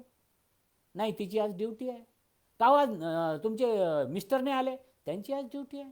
आम्ही एकत्र चर्चला जाऊ शकत नाही, आम्ही एकत्र जेवायला बसत नाही. आणि मग आमचं कम्युनिकेशन पण, संभाषण कसं आहे, आजकाल आम्हाला बोलायला वेळ नाही आहे. आम्ही एक मेसेज टाकतो व्हॉट्सअप की आज मी उशिरा येणार आहे. We don't talk. बायकोला सरळ मेसेज पाठवतो. बायको मेसेज टाकते, काय भाजी बनवू, मग आपण सांगणार हे बनव, किंवा सांगणार आज मला भूक नाही आहे. आमचं कम्युनिकेशन हे मीडियासारखं झालेलं आहे. आम्ही व्हॉट्सअप, आणि पूर्वी तर व्हॉट्सअपच्या आधी काय करायचे माहीत आहे, चिठ्ठ्या लावून ठेवायचे. अशा दरवाजाच्या बाजूला एक बोर्ड असायचा, त्याच्यावर लावून ठेवणार. बायको झोपलेली आहे, तिची ड्युटी शिफ्ट वेगळी आहे, मग चिठ्ठ्या लावून ठेवणार, मी उशिरा येईल, मी अमुकला येईल, मी आज माझ्या मित्राबरोबर जाणार आहे. कुठंतरी जे बोलून आपलं नातं व्हायला पाहिजे ते पण आज दूर व्हायला लागलं आहे. आणि तिथून संबंधात बदल व्हायला लागल्या. कधी कधी आपण सहज म्हणतो, नाही ओ माझी बायको तर माझी मैत्रीण आहे, किंवा माझा नवरा इज माय फ्रेंड. नाही नाही, नवऱ्याला, मी याच्या विरुद्ध आहे. नवरा बायको मित्र होणं त्याच्यात दम नाही आहे. कारण काय हो, मैत्रीचं काय आहे, मैत्री क्षणिक असते. आजकाल आपल्याला माहीत आहे, आपण फेसबुकवर आहात ना, एक बटन दाबलं की अनफ्रेंड होतो माणूस. याला किंमत नाही आहे. तुमचं जे नातं आहे पती पत्नीचं, हे मैत्रीपेक्षा अधिक आहे. जे तोडता येत नाही ते इतकं सोपं नाही आहे. 3दा तलाक तलाक तलाक म्हणून बोंब मारले की झालं, संपलं. कसं तुटू शकतो, नाही होत तसं. म्हणून आपल्याला आता वेगळ्या दृष्टिकोनातून या संघर्षाकडे गेलं पाहिजे आणि त्यावर विचार झाला पाहिजे. हे जे बदललेलं शहरीकरण आहे, यामध्ये कुटुंब हरवत येत आहे, कुटुंब ढासळत आहे, संबंधावर तणाव येतो आहे, नवरा बायको एकत्र बोलू शकत नाहीत. आणि याचा फायदा कधी कधी तिसरे लोक घेतात, आणि ते तिसरे लोक कधी कधी आपल्या घरातले असतात. ते आपल्या घरातले असू शकतात किंवा तुमच्या मंडळीतले पण असू शकतात. ते जे दूर जात आहे ते जोडायच्या ऐवजी ते फाडायचा प्रयत्न करतील. म्हणून आधी बाहेर जाण्याआधी एकमेकाशी बोला, संबंध प्रस्थापित करा, गुडघ्यावर जा, देवाशी बोला. जे आदाम हवेने जर त्यावेळेस केलं असतं तर आज आपले प्रॉब्लेम सुटले असते. त्यांनी केलं नाही आणि आपण त्याला सामोरं जात आहोत. परंतु त्यावर समस्येवर समाधान आहे. त्या समाधानाविषयी आपण सोमवारी बोलूया आणि बघूया की आपलं बोलणं, आपलं एकमेकाचं नातं, आपल्या या नात्यातली काही बॅरियर्स आहेत, काटे आहेत, ते काटे कसे बाहेर काढायचे. जीवनात जर प्रश्न निर्माण झाला तर त्या प्रश्नाकडे कोणत्या दृष्टीने बघायचं, त्याचे काही प्रॅक्टिकल टिप्स मी तुम्हाला सोमवारी द्यायचा प्रयत्न करेन. आणि सगळ्यात महत्त्वाचा प्रियांनो, खरा संघर्ष कुठं होतो, ज्यावेळेस आपले रोल्स आणि रिस्पॉन्सिबिलिटी यामध्ये आपण गल्लत करतो. पत्नीने जर पत्नीचं काम केलं आणि पतीनं जर पतीचं काम केलं तर हे प्रश्न येणार नाही. आजकाल आमचे रोलच आम्हाला माहीत नाही, आमच्या जबाबदाऱ्याच आम्हाला माहीत नाही. आम्हाला एकच माहीत आहे, सकाळ झाली की उठायचं आणि कामाला जायचं, पैसे आणायचे, जमा करायचे, बस. शनिवार रविवारी मॉल्समध्ये जायचं, पिक्चर बघायचं आणि संपलं आमचं जीवन. नाही, जीवनाची शैली बदलली पाहिजे. मला खात्री आहे देव आमच्याशी बोलणार आहे, देवाकडे आपण जाणार आहोत. पण ते एकच आहे, ज्यांच्या घरात आज जर समस्या आहेत, संघर्ष आहेत, कदाचित माझी एखादी बहीण आहे जिनं घर सोडून आज ती आपल्या माहेरी आहे, किंवा एखादा पती आहे ज्याने आपल्या बायकोला सोडलं आहे, मी तुम्हाला एकच विनंती करेल, just go and talk with God. देवाशी बोला, देवाशी बोला. देवाच्याकडे त्या प्रश्नाचं उत्तर आहे. तो या समस्येवर समाधान द्यायला तयार आहे. फक्त ते आपल्या नात्यामध्ये तो कृपा, ते प्रेम, ती क्षमा, ह्या सगळ्या गोष्टी यायची गरज आहे. आणि हे कधी शक्य माहीत आहे, तुम्ही जर Ephesus 5 त्याच्या म्हटलेलं आहे, पवित्र आत्म्याने परिपूर्ण व्हा. आणि मग सांगितलं एकमेकाच्या अधीन असा. आधी काय करायचं, अधीन होण्याआधी पवित्र आत्म्याने परिपूर्ण व्हायचं आहे. म्हणजे पवित्र आत्मा परिपूर्ण कसं होतं, आपण पवित्र आत्म्याला आपल्याला काय शिकवतो, जे येशूनी शिकवलं तो पवित्र आत्मा आपल्याला सांगतो. आणि ते सगळं या देवाच्या वचनात आहे. जर आपण देवाच्या वचनात राहिले तर आपण पवित्र आत्म्याने परिपूर्ण होऊ शकतो, आपल्याला ख्रिस्त कळू शकतो. आणि मग आपण एकमेकाच्या अधीन कसं राहू शकतो, हे प्रश्नावर कसं समाधान काढू शकतो, आणि खरं दैवभिरू कुटुंब म्हणून कसं जगू शकतो, याकडे अपेक्षा. तुमचं घर फुटलं, लोक हसतील, लोक टीका करतील. का द्यायची अशी संधी? आज विचार करूया, एकत्र येऊया. मी हे पोटतिडकीनं का बोलतो? कारण आमच्या जीवनात हे घडलं, आम्ही याच्यातून गेलो. माझी इच्छा नाही हे तुमच्या जीवनात घडावं. या आपण 1 मिनिटाची प्रार्थना करू. देवा, तुझं येतो परमेश्वरा, आणि आज ज्यांच्या घरात प्रश्न आहे त्यांच्यासाठी मागतो. त्या बहिणीसाठी, भावासाठी परमेश्वरा, तुझ्या गौरवी शक्तीने आणि पवित्र रक्ताने परमेश्वरा ही सर्व प्रश्न सोडवल्या जाते. त्यांना तुझं सामर्थ्य मिळावं असं तो होऊ दे परमेश्वरा. आज ज्यावेळेस ते प्रार्थना करून गुडघ्यावर येतील परमेश्वरा, तू त्यांच्याशी बोल, दोघांच्या अंतकरणाशी बोल. आणि ज्या घरात प्रश्न आहे, ज्या घरात आज समस्या आहे, त्या ज्या ठिकाणी आज संबंधांचा प्रश्न आहे परमेश्वरा, रिलेशनशिप इश्यू आहे परमेश्वरा, आज विनंती करतो परमेश्वरा तुझ्या गौरवी नावात की हे घरं तू एकत्र आण परमेश्वरा. हे जहाज डुबू देऊ नको, या घरं खडकावर बांधली जातील असं होऊ दे परमेश्वरा. तुझी कृपा त्यांना सदैव लाभू दे. तू आमची विनंती ऐकलीस, याबद्दल तुझे आभार मानतो ख्रिस्त येशूच्या द्वारे. आमेन. God bless you. परत भेटूया सोमवारी. फार महत्त्वाचं सेशन आहे. सगळेजण या, आपण सगळे एकत्र भेटूया, प्रार्थनापूर्वक या. देव आपणास आशीर्वाद करो. God bless you. थँक्यू.